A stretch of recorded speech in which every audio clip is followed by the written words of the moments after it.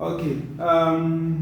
The headlight circuit. So this is one of the very important subsystems of the lighting system.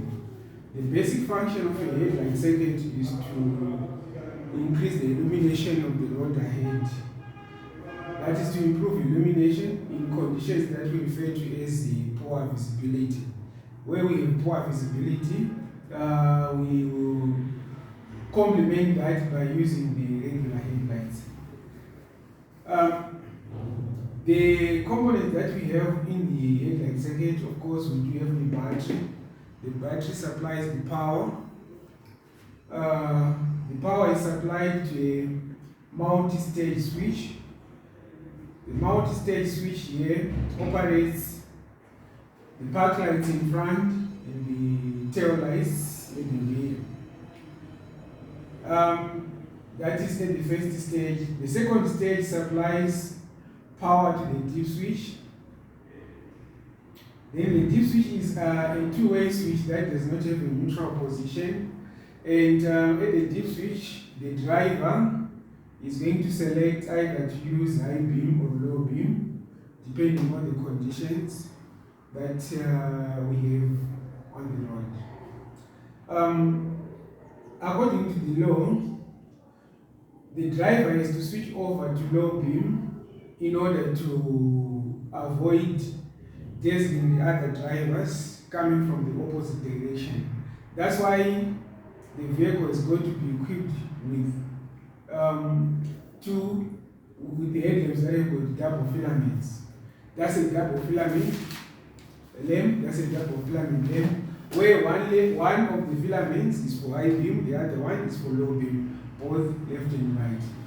And the dip switch, one terminal is connected to the low beams only, the other terminal is connected to the high beams only, both left and right. The system as it is, the various beams, the two beams that we have here are separately fused.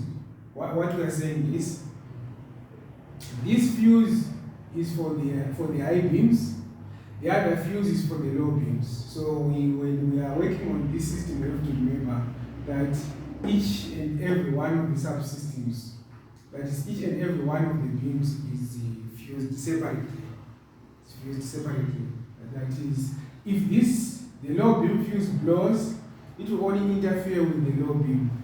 If the high beam fuse blows, it will only interfere with the high beam. Well, we do have situations where both fuses will blow, and of course, both lamps will not operate. To just summarize in short the operating principle of the headlight circuit, we are simply saying current flows from the battery to a multi-stage switch, which is the headlight switch. The first stage of the headlight switch will supply the park lights in front, the tail lights at the rear, and the number plate lamp. Operation of this switch to the next stage will supply power to the dip switch, which is a two-way switch without a neutral position, and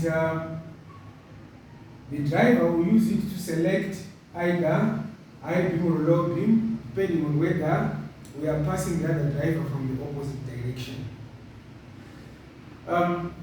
Coming back to the arrangements that we have here, the types of diagrams that we use, this one we refer to it as a locational diagram. What we are simply saying is, this upper part of our diagram represents the front of the motor vehicle. The lower part represents the rear of the motor vehicle.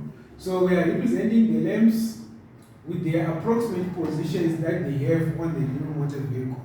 So this is in front and this is in the rear.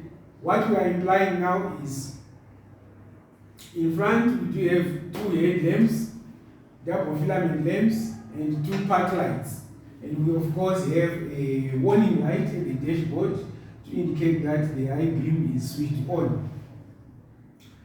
Then at the rear, we have the park lights, which are normally red, and the number plate lamp, whose function is mainly to ensure that the rear number plate is visible whenever whenever, say for example, authorities would want to see your registration number of the motor vehicle even at night to be very visible.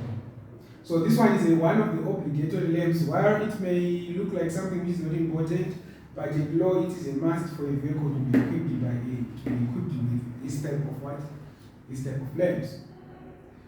So we are expected to understand this circuit in full, so that when we are attending to problems, our diagnosis begins with understanding of this system as it is represented on this diagram.